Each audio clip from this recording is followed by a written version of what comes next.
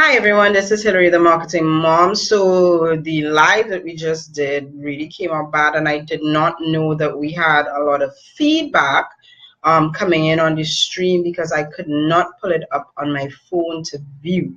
So apologies for that, but we're going to do it again so that you could actually hear what I was talking about. So this one is going to be really quick, but basically what we want to talk about today is how many channels do you take on in your social media. Okay, so for those of you who don't know me, I am Hillary, the marketing mom. I'm a social media manager, digital marketing strategist, business coach, and trainer. And if you are hearing me, seeing me, and everything is cool, and you're not seeing pixelation, just let me know in the comments below. Okay, right. So thank you for joining me. And for those that are coming on, don't forget to share. All right, you never know who this is going to be of value to. So I'm talking about how many channels you should take on. And for those of you who tried to watch the live before, don't worry, we've deleted it and we're doing it all over, okay? That's what we call do-over. It's do-over Friday, right?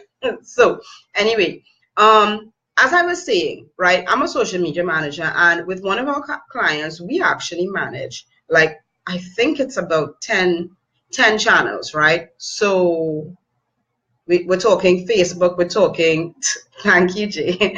We're talking Facebook, we're talking Twitter, Google Plus, YouTube, LinkedIn, Pinterest, Instagram, SoundCloud, all right? And then for your business, depending on what the nature of your business, you may use Tumblr, or you may use some other form of another blogging type platform. There's also Medium. Medium is great for bloggers, another way to get your blog post out there, all right?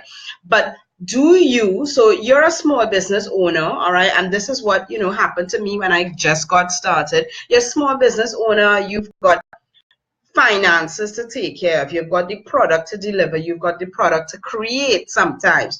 You have teams to manage, you've got blog posts to put out, you've got videos to create, you've got capture pages and a website to build, and then you still have to do the marketing behind that, which is all your social media, all right? So you say to yourself, yeah, I could take on all these social channels. So you start off all hot and sweaty with Facebook, Google, and Twitter, right? And then you're posting every day, you're posting, and you know how Twitter, you have to post like 24 times a day, basically 1 time per hour, because Twitter just goes like that, all right? If you're not doing any advertising, basically your feed is just going to be scrolling. Facebook, you want to post at least 6 times a day throughout the day sporadically. And then Google Plus, it's more about your content, all right? So maybe you don't have to be so heavy on Google Plus. But then you realize, okay, well then if I don't have to be too heavy on Google Plus, I could add Pinterest. And you start to get all excited and start adding all these social channels to your portfolio. And then one week you get sick and you don't post anything. And then you're like, okay, I'll just post 1 post here. And then that 1 week you post 1 post for the week on all channels. Now you could imagine what happens if you post 1 time on Twitter for the week. Okay, Twitter goes like crazy. You can't just post on Twitter once for the week, okay? And that's just how social media works. So imagine you've started, you started all hot and sweaty, posting 24 times on Twitter, 6 times on Facebook, 4 times on Google Plus.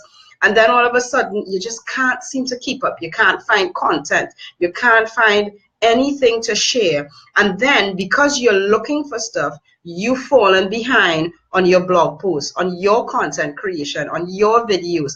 And then you're just like, oh my goodness, what am I going to do? Okay? What are you going to do? You're going to stop.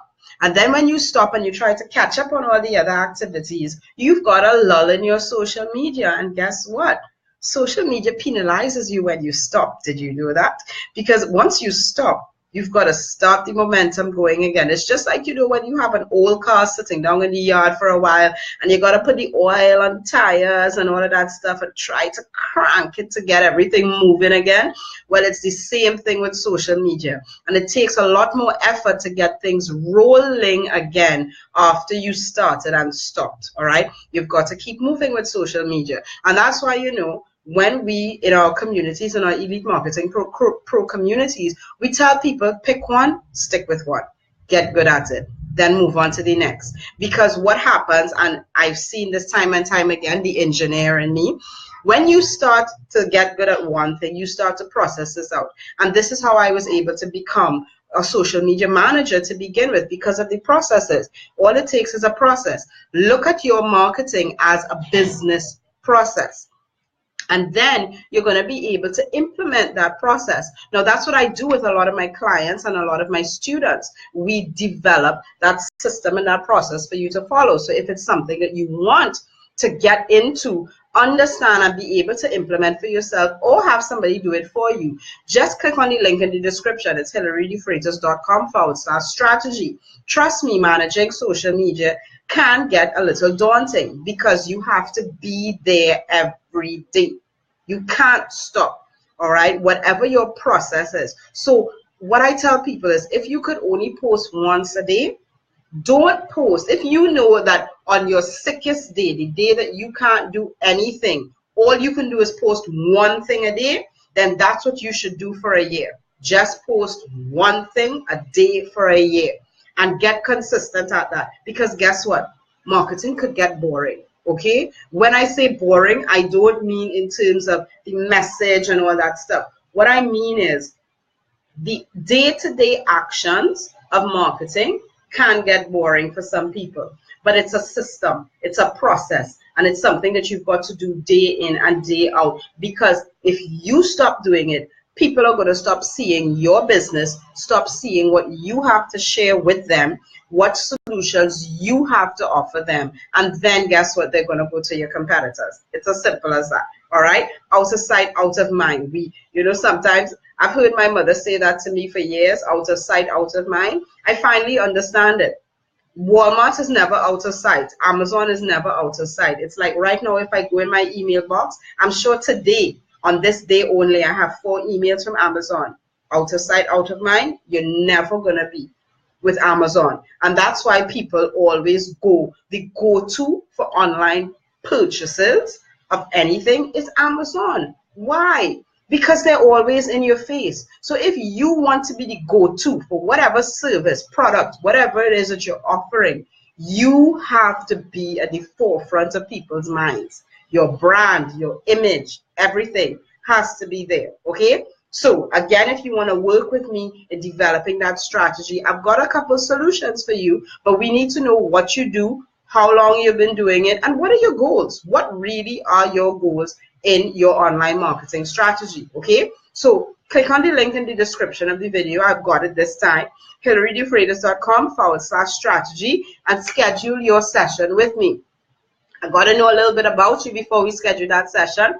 But once you do that, it's done. All right. So I'll see you Monday. This weekend, we're having fun with our daughter because she just turned 4. Well, 4. All right, not 8. She just turned 4. It's like, whoo, I've been a mom 4 years, and this is exciting. Anyway, so see you Monday, 12:30. And next week, I got to confirm, but I may have a special announcement for you next week. All right. Have a great one. Bye now.